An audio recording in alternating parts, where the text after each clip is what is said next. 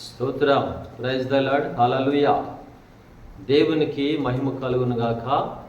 ఈ ఉదయకాల సమయంలో అనుదినము దేవుని వాగ్దానాలను వీక్షిస్తున్న దేవుని పిల్లలైన మీ అందరికీ ప్రభువును రక్షకుడైన యేసుక్రీస్తు వారి నామములో నెమలి షాలేము సంఘపక్షముగా శుభాలు వందనాలు తెలియపరుస్తున్నా. ప్రియ దేవుని బిడలారా, ఈ ఉదయకాల సమయంలో ఒక చక్కని మాట దేవుడు మనతో మాట్లాడుతున్నాడు. యోబు గ్రంథం 1వ అధ్యాయం 10వ వచనంలో చివరి మాటలో రాయబడిన చక్కని మాట మనం చూస్తే దేవుని ఆశీర్వాదాల గురించి దేవుడు మాట్లాడుతున్నాడు.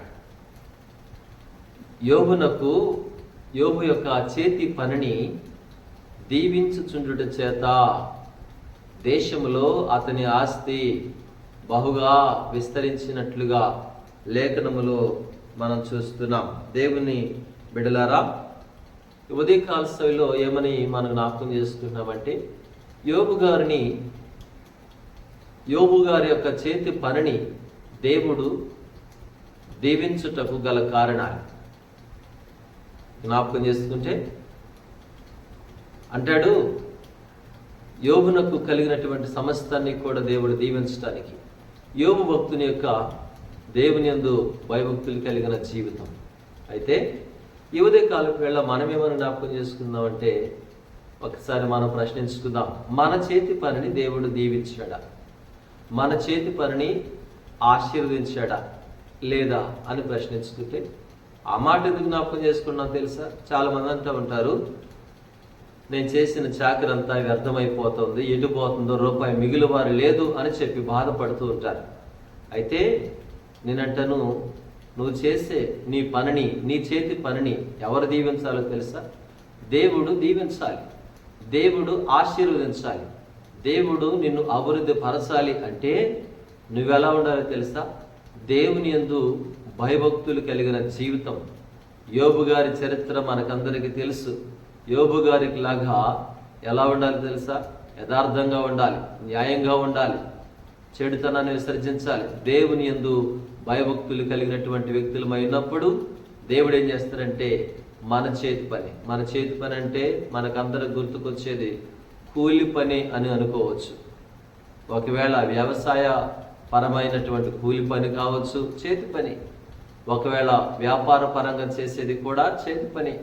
ఒకవేళ ఉద్యోగ పరంగా నువ్వు జాబ్ అనుకుంటున్నావేమో, కానీ దేవుడు ఆ జాబ్ని కంప్యూటర్లో టైప్ చేస్తున్నా లేకపోతే చేతి రాతతో నువ్వు వ్రాస్తున్నా అది కూడా చేతి పని. నీ చేతి పనిని దేవుడు దీవించి నిన్ను ఆశీర్వదించి అభివృద్ధి పరచాలి అంటే నువ్వేం చేయాలో తెలుసా?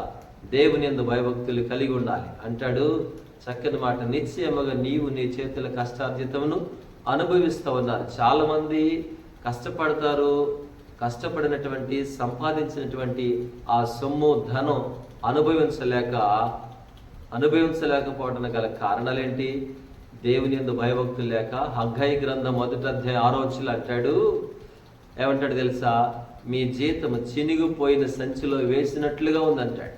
మీ జీతం, హగ్గయి 1:6 అంటాడు, మీ జీతం చినిగిపోయిన సంచిలో వేసినట్లుగా ఉందంటాడు. కారణం ఏంటో తెలుసా?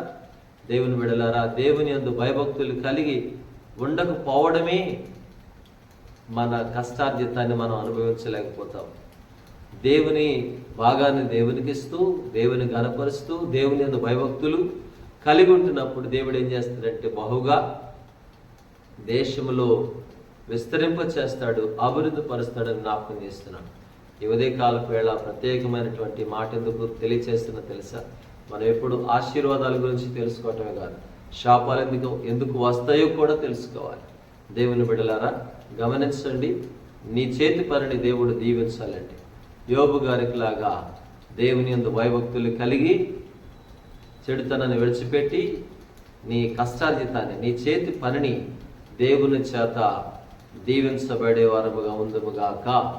ఆశ్చర్యుడా, మీకు వందనాలు. ఈ యొక్క ఉదయకాలపు సమయంలో మమ్మల్ని ప్రేమించి మీరిచ్చినటువంటి వాగ్దానాలను బట్టి మీకు స్తోత్రాలు. మీ కృపతో బలపరచండి, ప్రతి కుటుంబాన్ని దీవిస్తున్నామని యేసయ్య పేరట వేడుకుంటున్నాము తండ్రి, ఆమేన్. తండ్రి, కుమార, పరిశుద్ధాత్మ త్రియేక దేవుని దీవెన ఇప్పుడు ఎల్లప్పుడు సదాకాలం తోడే నడిపించునుగాక. ఆమేన్. అందరికీ ప్రభు నామములో వందనాలు.